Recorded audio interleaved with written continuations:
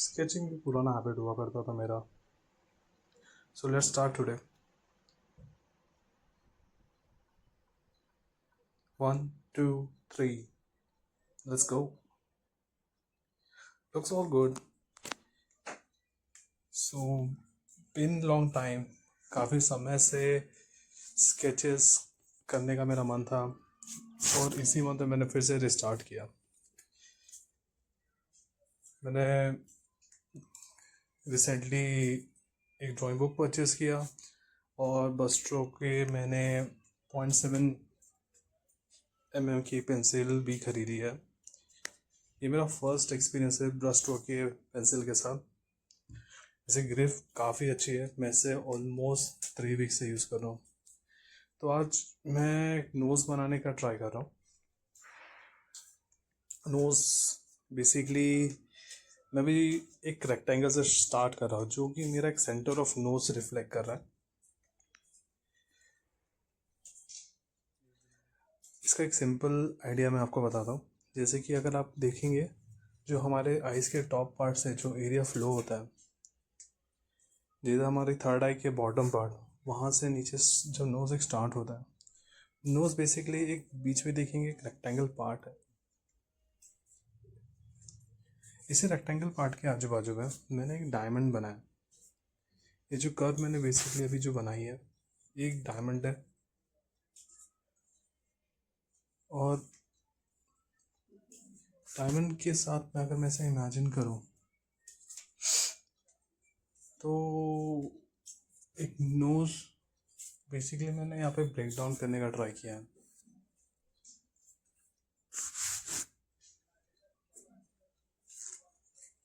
अभी काफ़ी टाइम बाद शुरुआत कर रहा हूँ तो यस, थॉट प्रोसेस काफ़ी स्लो है मेरे अभी इस समय.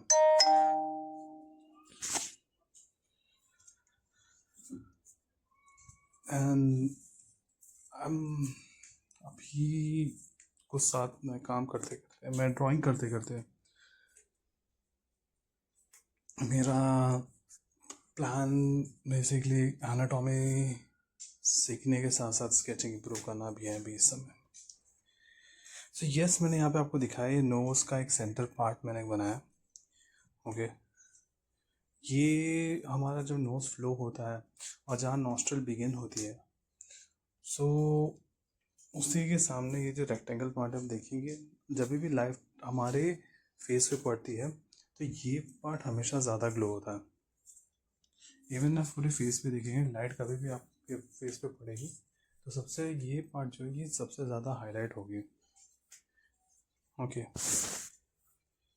थिनर अगर मैं इसे ब्रेथ लेंथ वाइज देखूँ तो ये वाइड रहता है, लेकिन अगर मैं ब्रेथ वाइज देखूँ तो ये थिकर है. लेंथ वाइज देखो तो yes it is more thicker. Breadth wise देखो it is more thinner.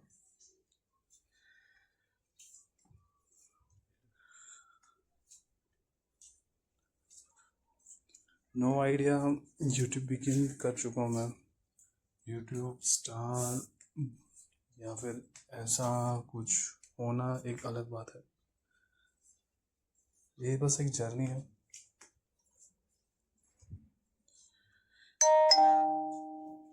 Just to check for myself कि मैं एक महीने में कितना इम्प्रूव कर सकता हूँ.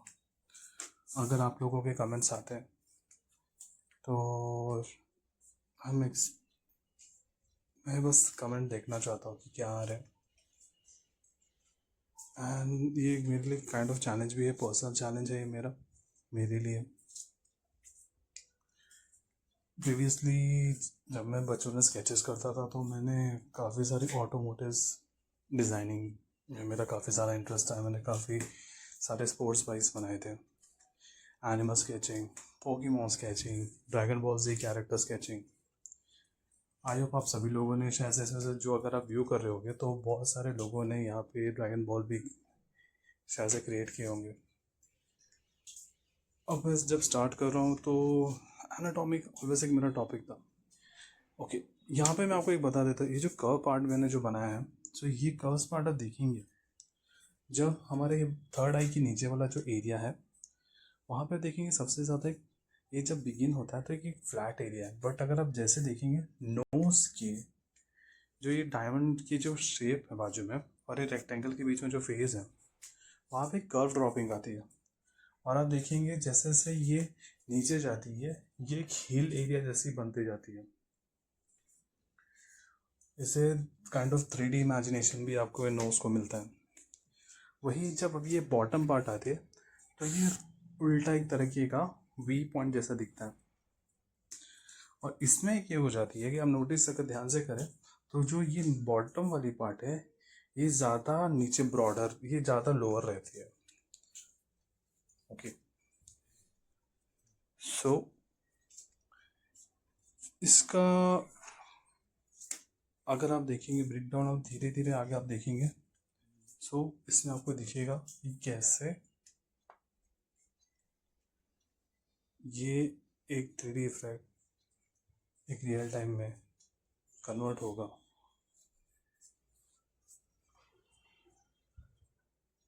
So like I was saying कि बचपन में एनिमेटेड चीज़ें काफ़ी बनाई हैं, बाइक्स काफ़ी बनाए थे, तो एक हमेशा से एक इंटरेस्ट था बैक ऑफ द माइंड में ह्यूमन पोर्ट्रेट का। तभी मैंने ये काफ़ी सारे 2012-13 के टाइम पे मैंने यूट्यूबर्स को देखा था जो बनाते थे एनाटॉमी। मुझे वो एनाटॉमी बेसिकली बनाने में इंटरेस्ट था नहीं, तो मैंने उस चीज़ पे इतना इम्पोर्टेंस दिया नहीं। करंटली मैंने एनाटॉमी ये टॉपिक इसीलिए स्टार्ट किया, मैं बेसिकली बॉडी का कोई भी ऑब्जेक्ट मुझे दिखे तो मैं एक्चुअली उसे कैसे ब्रेक डाउन कर सकते सिंपलर फॉर्मेट में और कैसे उसे 3D इफेक्ट में ला सकता हूँ, वो मैं ज़्यादा एक्सप्लोर कर रहा हूँ। ड्राइंग हम जब देखते हैं, मेरा एक्सपीरियंस ये रहा है कि जब मैं ह्यूमन पोर्ट्रेट देखता हूँ किसी प्रो स्केचर का, it's a wow feeling.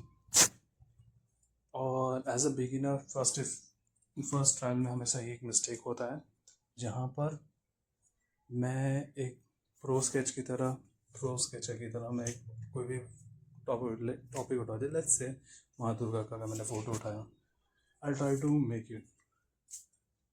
It will not be that good. Again ये परफेक्शन सिंड्रोम है एक तरीके का। तो यहाँ पे एवरी आर्टिस्ट एक बार तो परफेक्शन सिंड्रोम एक्सपीरियंस करता ही है। और मेरे अंदर ऐसा था कि मैंने काफ़ी लंबे टाइम तक इस चीज़ को इस चीज़ के साथ मैंने एक्सपीरियंस किया। एंड यस,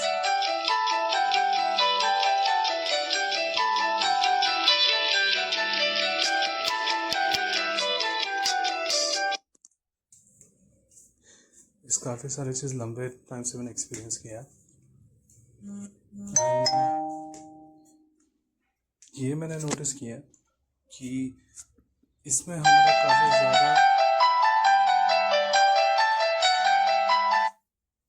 काफ़ी ज़्यादा हमारा निकल जाता है एनर्जी, प्लस ड्राइंग से मोटिवेशन बहुत जल्दी ख़त्म हो जाती है। और परफेक्ट सिंड्रोम का एक असर ऐसा भी होता है कि ड्राइंग कर एक हफ्ते के बाद वो ड्राइंग स्टॉप हो जाती है और फिर वो ड्राइंग वो स्केच पेंसिल्स का एक ड्रॉर में पड़ी रहती है। Coming to this area right now, अभी मैं ये जिधर कर रहा हूँ, सो इसमें भी ऐसा सीन है कि ये एक लिप्स पार्ट है।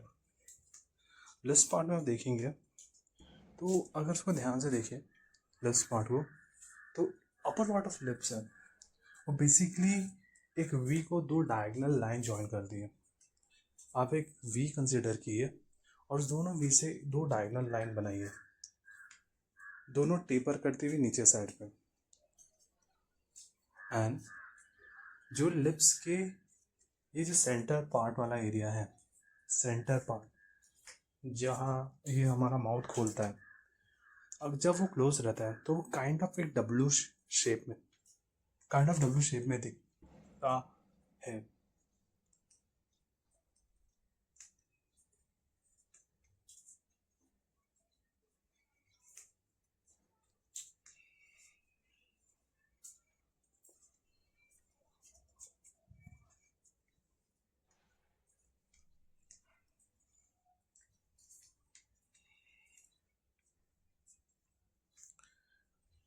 अभी यहाँ पे मैं एक कंबाइन स्केच बना रहा हूँ, जिसमें मैं एक फेस बना रहा हूँ, मैं आइज़ बनाऊँगा, और मैं एक नोज़ बनाऊँगा, और एक लिप्स बनाऊँगा, और आपको बताऊँगा एक तरीका कि कैसे एक बेसिक फेस क्रिएट किया जा सकता है।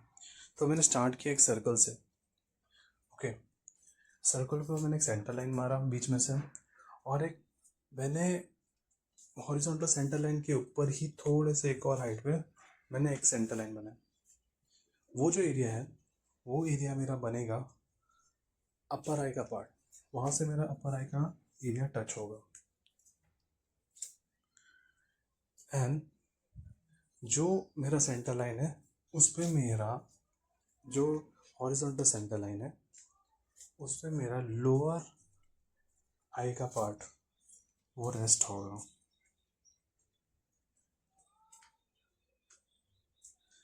एंड यस, जैसे मैंने आपको बताया, नोज़ थर्ड आई के नीचे एरिया वाले पार्ट पे स्टार्ट होगा। एक रेक्टेंगल बनाया, उसको मैंने डायमंड लोब शेप दिया। एंड टेक्निकली ये अगर आप देखेंगे, आप आई के दोनों एंड से दो आप लाइन एक खींच के सेंटर में आप जब लाएंगे, सेंटर लाइन के जो फेस का जो सेंटर लाइन है, तो बेसिकली वो नोज़ की एंडिंग पार्ट क्रिएट करती है। इसे हम रिवर्स मैनेज भी कर सकते हैं कि rather than making first rectangle and diamond shape, हम पहले एक रिवर्स ट्रायंगल बना लेते हैं, और रिवर्स ट्रायंगल बनाने के बाद में हम एक रेक्टेंगल और हमारा डायमंड शेप से बिगिन कर सकते हैं।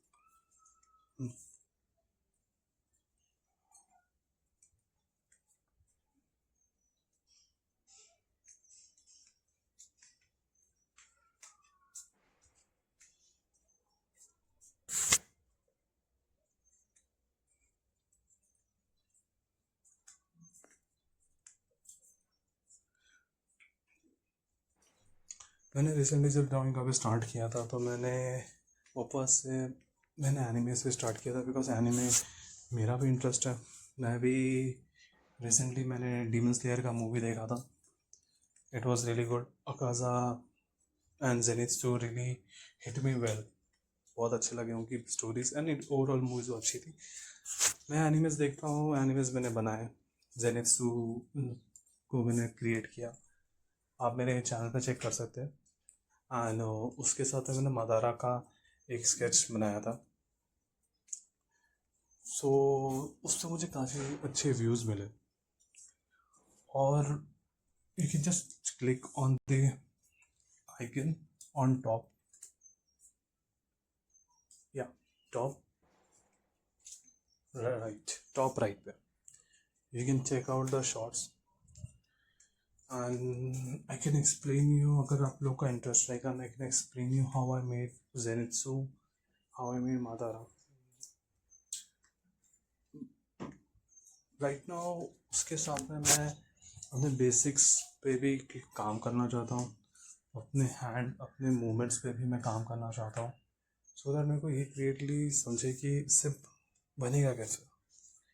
If you see as my nose is completed, फिर नोज के बॉटम से लेके जो फेस का एरिया है उसके सेंटर लाइन में आप एक लाइन मारिए।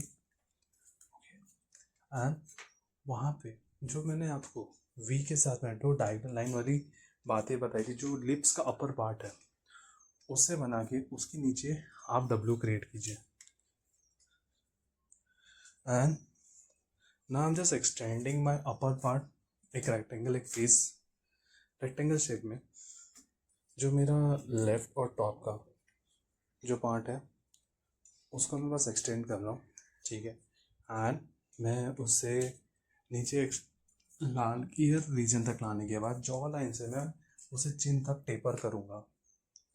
तो इस तरीके से एक मेरा फर्स्ट लेवल पे मेरा एक फेस क्रिएट हो जाएगा.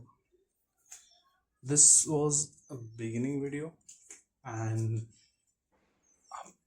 मुझे सिर्फ आगे जाना है.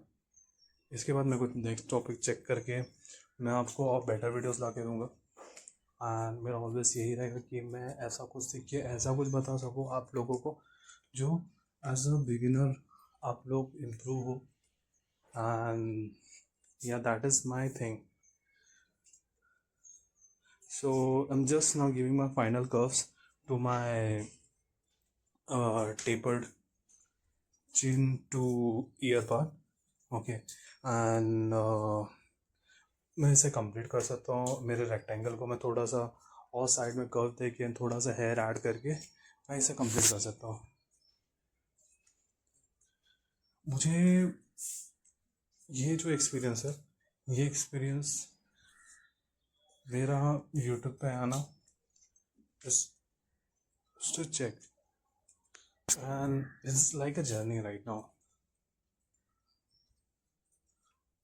जितने भी आर्टिस्ट या बिगिनर्स या फिर जो एक ख्वाहिश लेके भी है या फिर जो पेंसिल भी उठा सकते हैं किसी तरीके से, trust me guys you can draw. आप देख सकते हैं वर्ल्ड में अक्रॉस अलग अलग तरीके के लोग अलग अलग लिम्स से अलग अलग तरीके से अलग अलग टूल से लोग क्या नहीं क्रिएट करते. एंड इट ऑलवेज स्टार्ट एक